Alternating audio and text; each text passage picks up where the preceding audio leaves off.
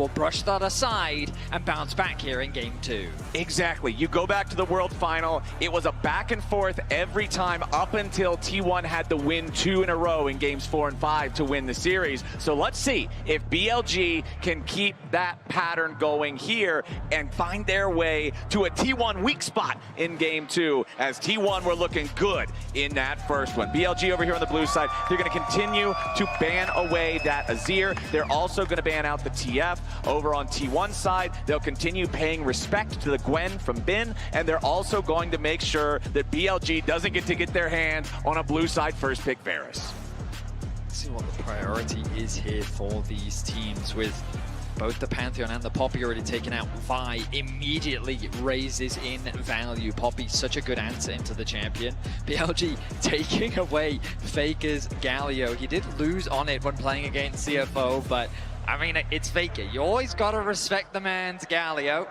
The question is, will this Vi be banned away by the side of T1? Because you just expect it to be that first pick. The Galio was also the champion in Game 5 of the World Finals that Faker had the miracle survival on in that topside team fight that really just was that final unkillable moment as the Vi is banned out and BLG, first pick, what's it going to be? Annie Wukong? There it is. Annie Wukong. Nice. Okay, so T1, will they choose to remove the Wukong away from Beishuan, or will they allow it?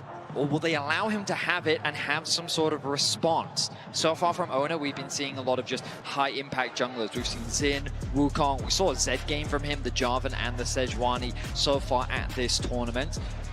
Both acting as a front line, but also acting as a carry player. It looks like that he's leaning more towards the front line with the Victor locked in for Faker. The champion hasn't had the most success here at MSI. However, in Faker's hands, it is a big comfort pick, and it does seem like with their priority around getting Faker something comfortable in the mid lane matchup, they just want to make sure that they get him a control mage, that he can have control in the lane, and also scale nicely into the mid to late game. Yeah, you could see the win-loss for MSI, 1-5 on this champion. The only thing I'm concerned about is when you look at the last game, Faker had so many clutch moments where he would utilize the shockwave to start off a play that the rest of T1 could then follow up on.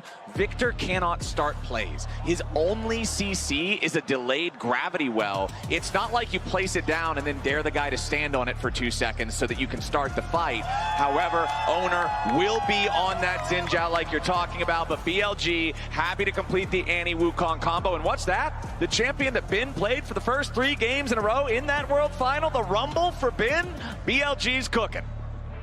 This is quite the wombo combo that BLG have crafted for themselves. Cheeky hovers coming through from T1, but it will be Doran's Ornn. So that's going to be the primary engage. Things like Braum now rise in priority. You have to imagine that that's likely going to be high on the ban list for T1. Maybe they even want to grab it for themselves. We'll have to wait and see. But the bot lane's available for both sides. We know how deep the AD carry pool is for both of these players. My instincts say that BLG is immediately looking at something like the Misfortune. Just double down on the teamfight style that you're already heading in the direction of. That means that Rel and Leona also offer massive value in this composition, either as a follow-up or as an engage tool themselves alongside the Wukong. And I think this second game, there's going to be a lot more pressure on Doran. You and I were joking a little bit between the games about how Doran just got to kind of enjoy the passenger top laner lifestyle in game number 1, just split pushing the rest of the team, making all the big plays. But this time around, without Faker having the playmaking ability like he'd had on the Orianna, and Doran being on this big go button with the Ornn, there's the pressure on him to find the right angles, find the right times to start these team fights off. Lulu Kaisa banned out by T1 in the second half. The Rakan removed by BLG. Kaisa is the concern from T1, recognizing the potential backline access and dive that is available, so they'll remove that. But MF rising in priority here for Elk. They could also just pair it alongside the Ezreal if they want something a little bit safer, a little bit more long range. The Lucian, once again, going to be denied from Gumayusi. They do not want to have to deal with that. So what will the first pick be here? Caitlyn Hover, and it's going to be locked in. Okay, so T1 going for very much a front-to-back style of composition with Victor and Caitlyn paired alongside the Ornn. You can see how the game plan is going to work out. Karma is going to be a prevalent pick.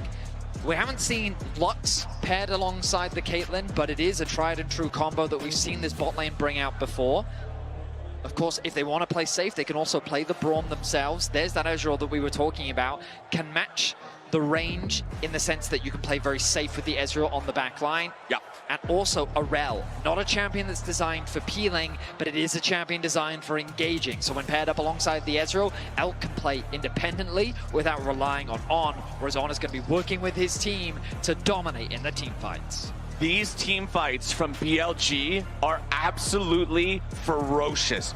Rel, Wukong, and Annie all have the ability to start the fight. Then the other two can follow up. You drop the Rumble ult over the top. You bring the True Shot Barrage in too. Every single champion contributes to this massive AoE damage dump, and T1 cannot get caught in it. Anybody that those 5 abilities overlap on, you are gone. Your screen is black and white for the next little while.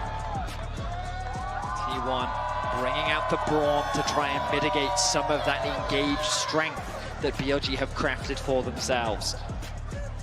It's only the first game, but we could feel the pressure that T1 was able to exert on the MSI stage. BLG have faced that pressure before though. Early game, likely towards the top side of the map. Doran was a point where he fell short. They were able to find a lot of successful ganks. If they could put the Rumble in a great position, the mid-game spike from BLG, Trinity Force on the Wukong, Trinity Force on the Ezreal, is a big spike that they're going to want to try and play around. And in game number 1, you could see the killer instinct from BLG that they wanted to express, right? When you think back to Elk and On chasing so deep in the top side team fight. When you think back to mid lane after they get the first pick and it looks like they're going to get the second before Faker and Oner turn it around. BLG is so bloodthirsty in these fights, but they just didn't quite have enough firepower. This time around, I think they got it. Game 2. And the crowd here in Vancouver continues to deliver.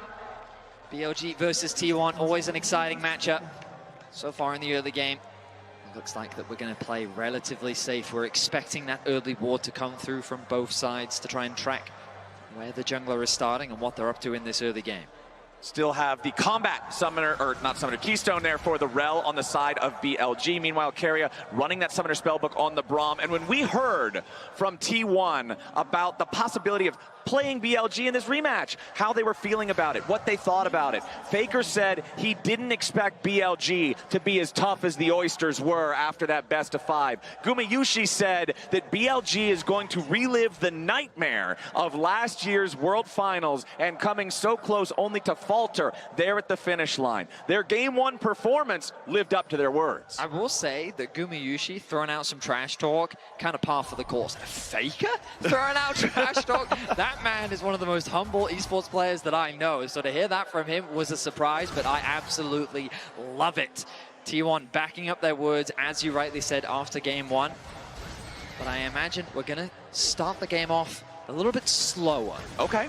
Similar to what we saw in Game 1, just a bit of trading back and forth. We expect T1 to be the team to initiate that early swap, get the Ornn onto the weak side of the map to play into the 2 versus 1. For the time being, Gumayusi going to leverage his range to try and get that early push, chip away at the HP bars where he can, and potentially look for an early back and then a swap towards the top side. Now, one important difference between Game 2 and Game 1, Doran did not find himself in a nasty 1v2 situation before the minion spawned. He was not forced to use that flash early, so there's no extra incentive for Beishuan to path up towards that top side, try to make a play towards Doran this time around. You can see both of the junglers actually doing their clears, going opposite directions. Beishuan will be moving towards that bottom lane as Oner paths towards the top side. Tri-lane camera just showing the state of everything, a little bit of trading back and forth on the one who's taken the most damage of anyone anywhere, as Gumayusi, just like you already said, the power of the Caitlyn early on. Every chance you get,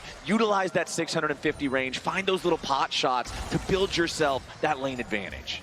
Both junglers were spotted on vision as well, so everyone on the Rift is very much aware of what the early game plan is for both these junglers.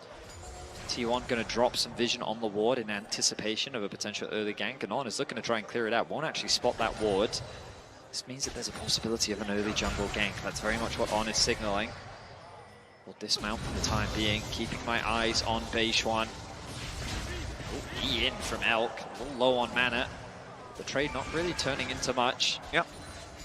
That's the nature of Braum, though. He jumps in the way, you throw up the door, the fireplace, I suppose, on this skin, and immediately negates all of the quick trade that wanted to be accomplished there from the Ezreal, as Beishwan has made his way down to this bottom side river. Standing on top of a ward, though, T1's going to be aware of the presence of BLG's jungler, so they'll continue to just play this one defensively. It doesn't really have to alter their behavior too much. A lot of times, if you're playing super aggressive and then you back off, it lets the enemy know, hey, that area is warded, but they have been playing relatively safely, as Beishwan now going to try to wrap around again, but he's still walking over top of that ward. T1 now, though, might be caught a little bit off guard, as Beishwan does decide to try to wrap the long way through the tri-brush. Decides to go for a recall now. Keria going to step up into that brush, saying, okay, we know that this guy was nearby. Gumayusi using the cleanse there, as immediately, as soon as there's distance between Keria and Guma, Elk and On try to step forward, play a little bit more aggressively. Oner here to Shadow, making sure that his bot lane is well protected. Yeah, losing that cleanse, not ideal for Guma. Not the end of the world, though. Will take a bit of damage from Elk as he connects the Q. But now both junglers need to return to their respective sides of the map. The ping will come down. Ooh. The ping will come down from Beishwan onto Oner, spotting him out. He did drop that ward into that bot side of T1's jungle, as Doran and Bin continue to trade on the top side. It's a close affair here on the bot side of the map. Elk doing a good job considering how much pressure Gumayusi is continuing to try to put down. Nice chunk. Ooh, nice follow-up there, too. Whenever you can get the stun from the Braum, you set the Yordle snap trap right underneath their feet. It'll arm by the time the first stun is done. You'll get the second stun. You'll prime the headshot, and it makes for a very mean combination there, as Guma and Keria will crash the wave into the turret. Knight's down to 100 HP here against Faker's Victor, but Faker is almost completely out of mana, now hitting level 6. Does have enough for maybe one more spell, as Knight will take the opportunity, start his first recall, make his way back to lane. Does have TP for all 4 of our solo laners as per usual, but remember, Elk on the Ezreal. This is one of the AD carries you very commonly see teleport taken as that second summoner, so an extra TP as the game moves forward. We'll see how well BLG can leverage that for their own macro game advantages. Checking in back on the top side, you can see Doran slightly behind in farm, but honestly, as the Ornn against the Rumble, you're fine with that. And just like you were predicting earlier, T1 wants to get him down into that bot side of the map here nice and early, but BLG responds by sending Bin down there at the exact same time. TP. Everywhere. Yeah, exactly. BLG able to match the lane assignments from T1, and they're going to keep things standard for now. As mentioned, Elk and On doing a good job against this Caitlyn, who continues to try and trade, but not really converting it into much. Faker's put a huge amount of pressure down on tonight, but he himself has also been farming very well, so it's a very slow and steady affair here, 6 minutes in. Dragon becomes a point of contention, as the Scuttle Crab is what they're setting their sights on for now.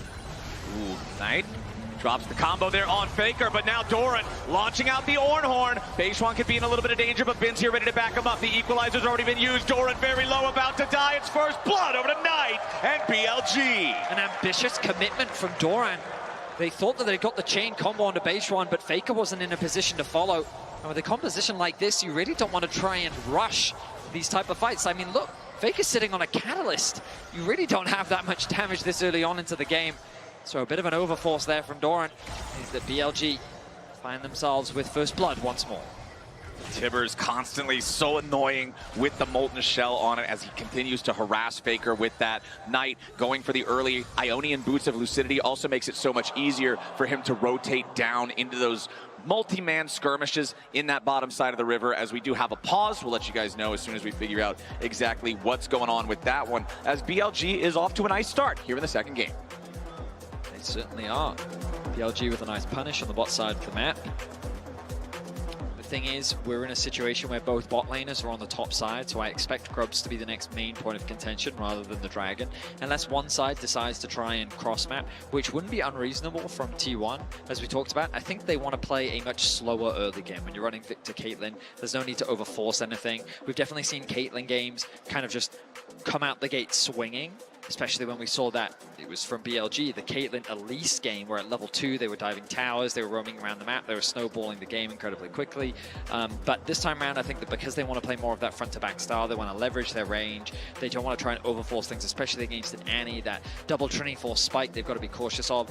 If they take a bunch of bad fights early, it just accelerates those spikes on the side of BLG, which means that they can then force you into more dragon fights and they can then continue to compound that lead. So T1 have to showcase that respect, and I think just trading in the cross map is a wiser choice for them. It's a cascading problem. The first mistake only makes the second mistake that much easier to manifest, I guess I would say, as this type of situation can be very nerve-wracking when you have a pause in an intense game. Luckily, at least it's at the early stage of the game versus somewhere in the later stages when things can all just come down to that one big team fight. Going back to, again, we're probably going to end up referencing the last time these teams went head-to-head quite often, considering it was such a high-stakes match. It was such a close match going to the full 5 games in the 2024 World Finals. This was not fearless. It was not the one champion per series limit that we're knowing right now in the 2025 reality. So Bin played this Rumble in all 3 of the first games of that series. In all 3 of the Turbo Stomp games, Bin was Rumble, and in 2 out of 3 of those, BLG were the winners. This is a very iconic champion for Bin. He is very good on this, and obviously from the very beginning here, he was able to get into that bottom lane river fight. He has the equalizer, he has the presence, and we'll see how well he can continue building his leads. You can see a massive farm advantage for Bin. Even though he didn't get the kill, he's up 500 gold. He's got the biggest individual gold lead here in the game. It's interesting because for many Bin followers, this Rumble is definitely a conventional pick. Some will criticize that he isn't like the strongest on Rumble, but then he's had so many good Rumble performances, and I would say that throughout his career, he's definitely had highs and lows on the champion, that's for sure. So far in this game, he has built a very healthy lead over Doran. It does help that Doran did make that mistake in the river as well, as BLG have built themselves up about a 500 gold lead. Elk going to throw the ulti down onto Faker, chip away at his HP bar. And this is an important play when you're setting your sights on the grubs. You move that bottom lane into mid, you guarantee that mid wave control, and then it makes it very easy to gain access into the river and contest those grubs. As we mentioned, T1 doing kind of what we expected them to do. Not looking to actually fight the grubs, but instead cross-map. Play more towards the Drakes. And I think it's completely fine to get yourself that Drake, because when we talk about that kind of powerful mid-game spike on the side of BLG, if you're conceding dragons and grubs and all of these neutral objectives, the problem you find yourself in is that you're forced into a fight when you do not want to take it. So getting that dragon alleviates some of that pressure, but the sieging power now, thanks to these grubs secured by BLG, will be something that T1 has to deal with as the game continues. BLG still with that very modest gold lead. 2 grubs claimed already. That 3rd one now picked up by Beishuan. So the extra pushing power they have now could build itself into a lot of extra gold if they can knock down a bunch of these plates. And that's going to start up here in the top lane. Doran's the target as it's a 4-man dive onto the T1 top laner. And Doran dies before the second part of the Orange Horn can come through. Beishuan's low, but close isn't good enough for the T1 top, and BLG are out to a 2-0 lead. BLG had to commit a lot of resources to make that kill happen, though. Guma and Keria will happily get these plates where they can. The mid wave was also pushed in, and that's where Bin went to respond. Wise choice by Bin, recognizing that if he'd stayed on the bot side of the map, the risk of a dive was very real. So this cross map is going to happen. BLG will extend that modest gold lead ever so slightly, but Gumayusi still with a gold advantage over Elk. But the problem, Vedius, is you're playing turret race against a team that has all 3 of the grubs. Yes, Guma and Keria were there first, but they're doing slower progress. BLG's got more men on the objective, and they're spawning these grubs, doing this true damage over time. At the same time, T1 scrambling to try to defend, buy time for maybe Gumayusi to win this race. The wave is finally cleared out up here in the top side. The last little bit of the HP hangs on for the T1 top lane turret. Gumayusi needs to shove another wave down bottom. There's also only a little bit of HP left on that. Both these turrets just at death's door, but neither one fully claimed. Those extra resistances being gained by the turrets means that the damage was not enough from either side. BLG forced to retreat. They have to send Knights to go and catch that bot wave. Bin now finds himself in mid. I imagine they're going to move him off to a side soon. You can see on the minimap both AD carries setting their sights on the mid lane. With no neutrals to play for, it very much becomes about farming once again. continuing to ramp up towards those first major items, potentially fishing for another pick. So far, it's only been Doran that has lost his life in this game too. Gumayusi will now make his way towards mid, keeping my eyes on the minimap as often as I can, tracking what Knight is up to. You'll notice he moves back into the fog of war. He's actually moving towards mid lane himself. I was expecting the Ezreal to head towards there, but they've actually put out up towards the top side of the map. They've kept on hovering around the mid lane for a potential play, or even just to cover Knight in the 2 versus 1. Meanwhile, Faker now finds himself in the side lane with that upgraded E. Upgraded E, and he's got the Rod of Ages already fully completed and stacking. The only additional item past his starter item he got was the refillable potion, but now he has to flash away. Beishwan's ready to follow. Ben's got the follow-up. The Turban ain't even dead yet. Oner and Faker wanted to commit for the objective. They'll get it, but at great cost. Turret to T1, double kill over to BLG as Keria and Gumayusi trying to make a play on the Knight, but he's already back to safety. The Wombo combo is beautifully done by BLG on the bot side of the map. They connect the Rumble ultimate onto Faker. The follow-up from Beishwan meant that there was so much CC on top of them that the minion wave gets cleared out incredibly fast. T1 is saying, look, finish the tower, maybe we can turn this around. It's a really good ulti from Oner, but the damage is just too high. That little minion survives for absolutely ages, but it doesn't do enough to keep the mid-jungle alive from T1. One handed over to Bin, another handed over to Beishwan. They claim the feat of warfare. And the good news for T1 is, well, they do get the first tower.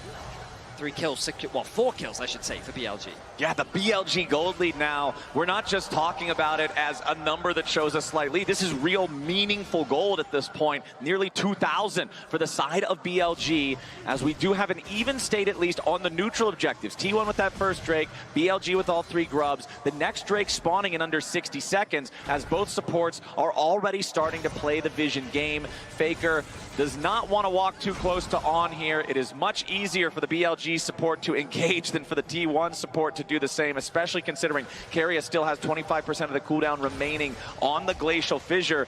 Knight on the Annie now has his first fully completed item as well with the Malignance. Remember, still has those Ionian Boots of Lucidity as well for the extra move speed, the extra ability to rotate around to these plays and back up the rest of that BLG war machine that we've been talking about since draft. The power of the AoE, the power of the combo of all of these ultimates overlapping.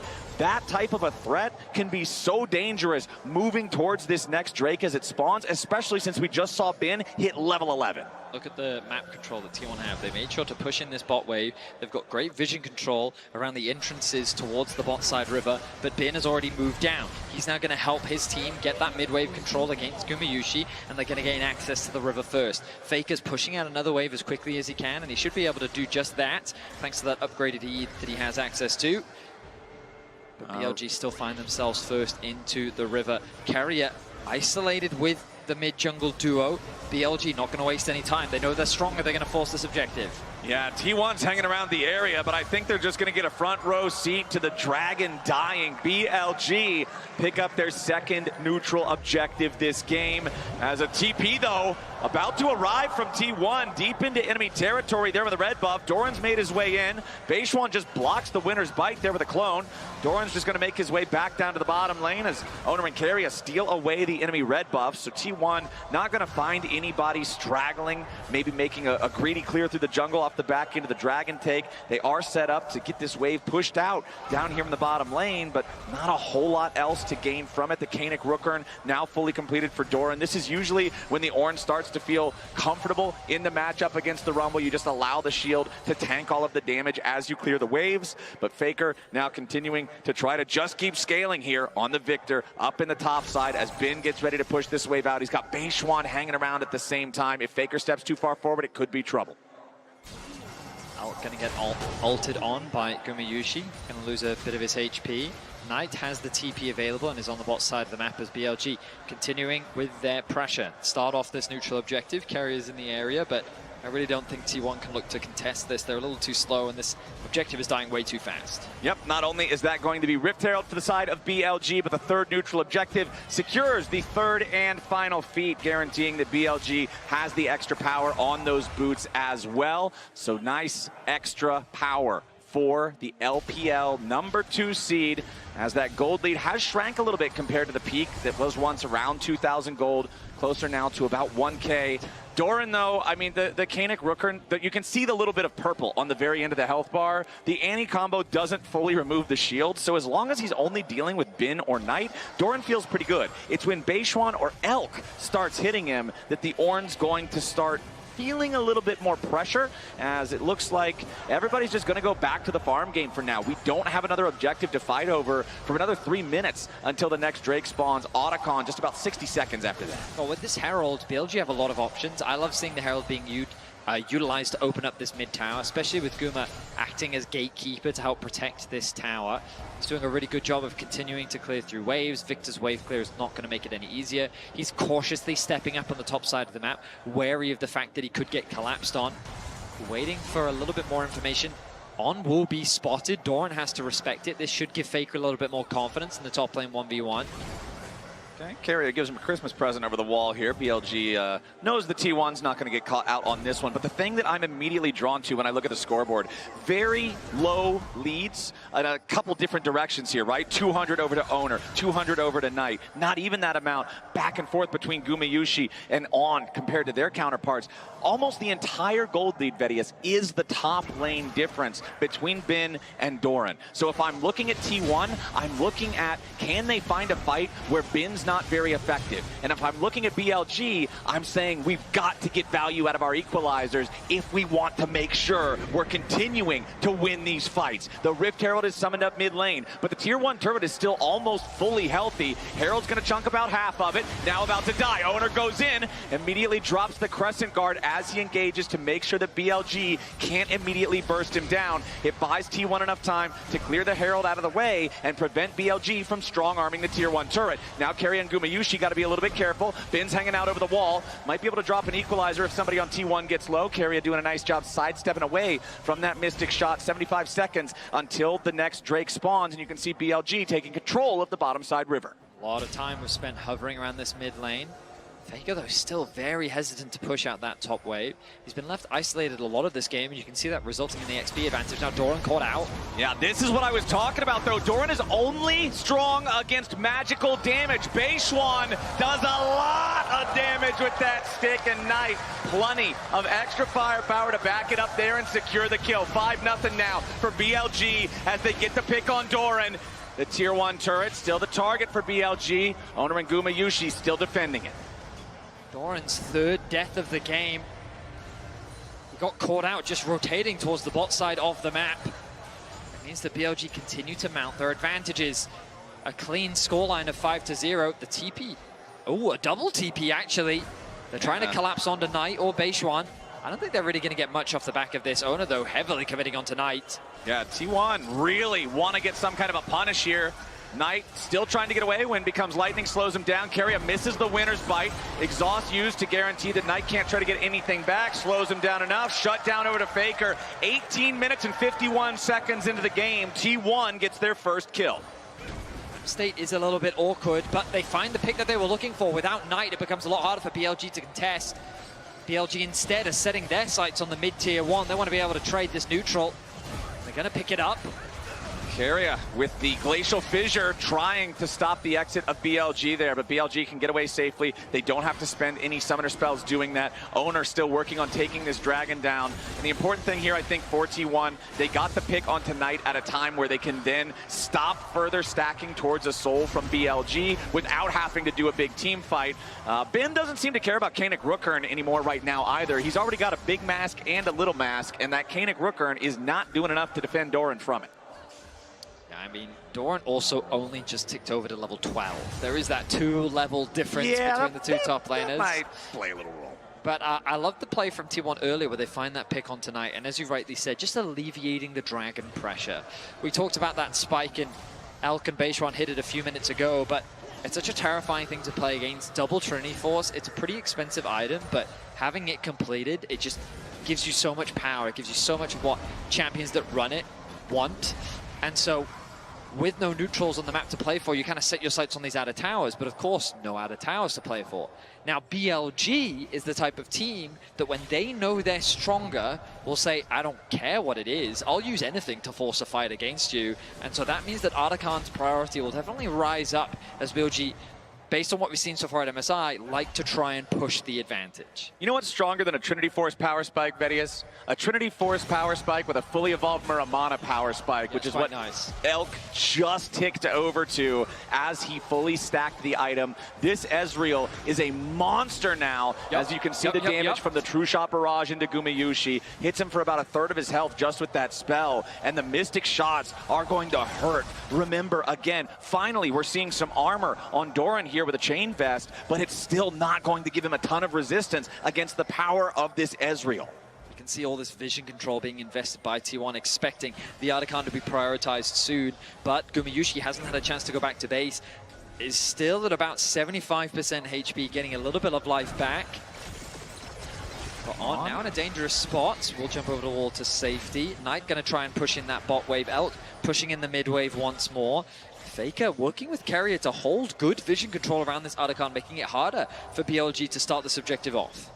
We've got the Void Staff fully completed for Knight now too, and he has his flash up. This is a massive playmaking tool for the side of BLG. Their summoners are all ready, their combat summoners, excuse me, are all ready to go. Two of the teleports aren't. The only exception is Beishwan's flash is not quite ready. If they want to wait on that and then try to force the Otacon, they would have everything possible at their disposal to use against T1. T1's combat summoners, though, also all prepared right now, except for the flash on Doran. That one's going to come up right about the same time Beishwan's does, as T1 will see if they can continue trying to defend this objective. Both of the potential skill shots there towards On miss their mark, as the BLG support feels confident stepping up, trying to clear away some of the vision.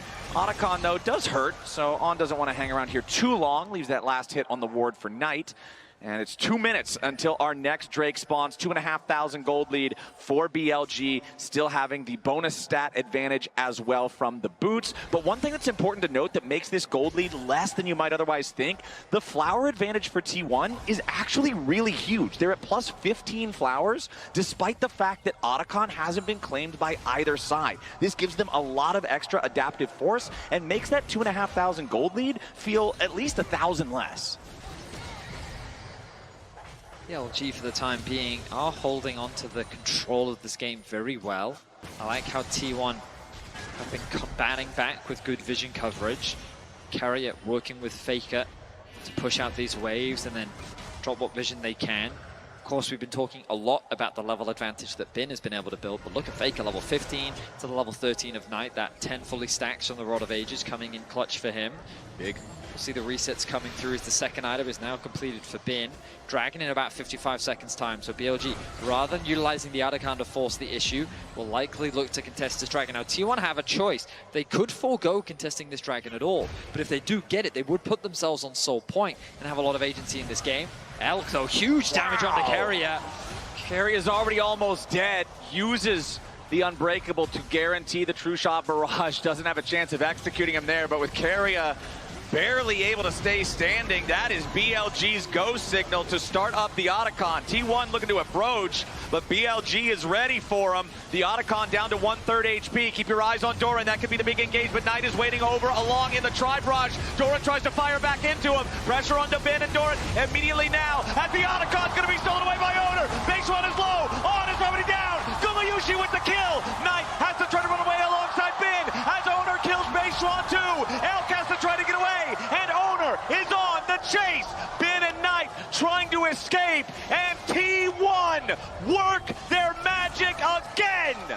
T1 find the fight. It feels like that this game has just been driven by BLG, but after chipping away at the HP of Keria, why wouldn't they feel confident to start off the Otacon? Why wouldn't they feel good to try and force the fight?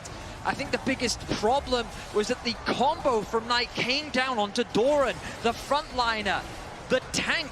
Oh, BLG, though, they're responding. Yeah, BLG thinking about this. The Unbreakable going to stop another True Shot Barrage. Elk jumps in. Keria still low. Bin wants to burn them all up. A little bit more damage isn't there, though, as Bin gets stunned. T1 continuing their retreat. BLG trying to find anybody as the ace in the hole forces BLG to regroup to protect Knight's health bar. And T1 exfiltrates the hot zone after pulling off the fight. T1 get everything that they could have wanted. A winning team fight, the Arakan, the Dragon, putting themselves on soul point as well. The way in which they've just changed the momentum of this game. And this gold lead is now very deceptive because when you contrast the itemization, things are pretty much dead even across the board. The only real itemization difference sitting on the top lane. The reason for that, Vedius, it's a plus 1.8, 1.9 thousand lead for BLG. Oner jumps in. On going to be taken down to 1/3 HP now as the equalizer fires back from Bin to guarantee that T1 doesn't want to chase further. Oner at 40% HP. BLG continuing to step away to the side here as T1 pressure forward, looking for the tier 1 turret. Doran being the front line, creating the space for Gumayusi to take the objective. The gold lead for BLG shrinks to 1,500. However, it's 30 flower petals to 3. That is a 2.1 thousand gold lead for T1 in intangible gold. 2,000 minus 1,500 is plus 500 effective gold for T1. I think that the atomization is just on the right people as well. Guma and Faker have been farming exceptionally well. Faker's got a 2.5 level advantage over Knight. Knight is fishing for a pick, but Oner's there to cover. Okay, Oner trying to protect, but Oner may just have to give his life for this. Wants to dash back over to Beishuan for safety. Oner will die, and Faker's the next target. Timbers and Beishuan charging forward as On locks up the T1 mid laner, but Faker's getting away for now. Doran with a massive orb ulti over the top, and Knight's over it again. Beishuan follows. BLG are buried in their hubris as they try and fail again to kill Faker. If you're going to come at the GOAT, you best not miss, because the consequences of what happens when you do are massive. 3 members of BLG fall after Doran. I mean, he just makes up for all the mistakes he's made in this game. A massive Ornn ultimate connects onto so many members of BLG. It's Oner that gets one shot from the start. This is the damage potential that we've been talking about from the very start of the game, seeing it in action. BLG with 4 members on the top side think they get this collapsed, but Doran arrives, and look at this ulti. BLG's getting collapsed on the Braum ulti from Keria as well. The knockup onto Knight. Faker with the assist on the back line. T1 respond with force and find themselves 3 kills. What a massive, massive turnaround. Doran showing up when T1 needs him. We think about the entire change in the roster. We think about how controversial it was with T1 swapping out Zeus for Doran. And right there, he's getting himself a couple of points, I would have to think. As BLG thought about starting up the Baron, they think better of it.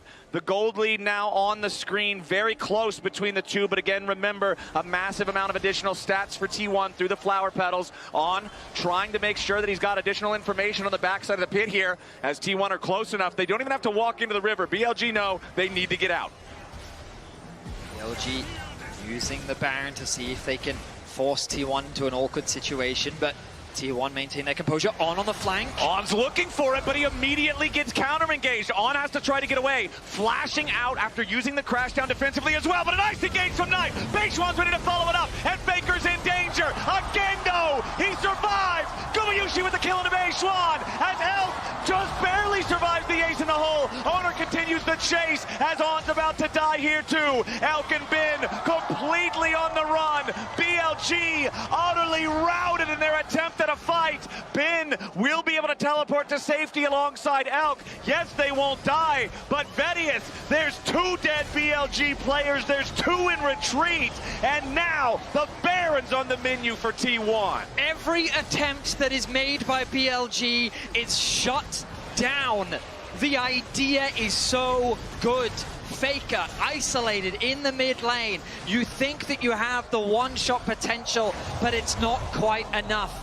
The Ezreal ultimate from Elk is a nice try, but the Baron will be secured by T1 as they're looking to go to match point here in Game 2. Before that, they're looking to go to Seoul. They just got the Baron. They went back. They reset. They purchased their items. 3,000 gold lead up to 5,000 when you consider the pedal bonus. And now they're moving down towards the river. BLG have made their way up here, so they'll at least have an opportunity to try to fight for this. But they don't have a jungler. There's still 10 seconds before Beishwan is back alive. And T1 have already started the objective. Oner and Gumayusi putting a little bit of DPS in there, but they're DPSing very slowly.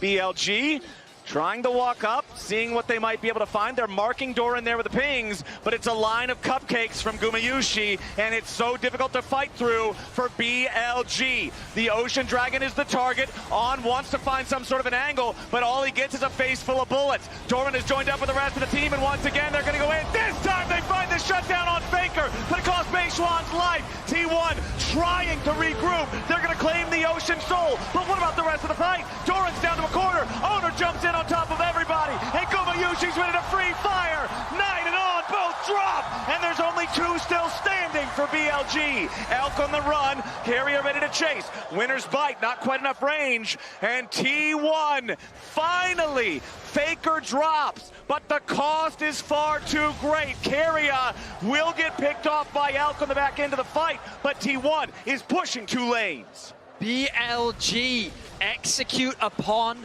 their game plan. The wombo combo looks so good, but at this point it feels like the T1 is just too far ahead with the soul secured as well. In the extended fight, they're able to make magic happen once more. 2 additional towers secured, and BLG find themselves firmly on the back foot. We'll see the engage come through from the MasterCard price this moment onto Faker. The combo with the Rumble ultimate, with the Wukong. Faker doesn't get a chance to escape, but the response is swift from Guma. He takes out Beishwan. In the 4 versus 4, it looks like it could go either way as Doran gets lower and lower, but then the ulti from Doran with fantastic patience. He works with Guma to pick them apart, and BLG falls short in the fights once more. And when Faker died, the Chaos Storm was still raging on top of the Dragon, making it difficult for BLG to try to approach and do anything. Beishwan was the one traded, so there's no chance to smite it away. But even if anyone else wants to try to step up to challenge, the Chaos Storm is still there. T1 now with the soul, with the 4,500 gold lead, with the push here in the top lane. Doran with the call of the Forge God, and it's on! Called straight back into the grave yet again. Gumayusi unstoppable. T1 stepping forward behind the Braum, but they've stepped too far. They end up losing 1, but they are not done. A double for Guma, make it a triple. Caitlyn's on the hunt. She's locked and loaded. T1 on the victory march. Inhibitor down in the top lane as it's a 4-man push. Only Keria died. Knight steps in. He goes for the engage, but he doesn't find anything. T1, they were behind for so long, but when they need to, they clutch it out. They'll take the Nexus turret.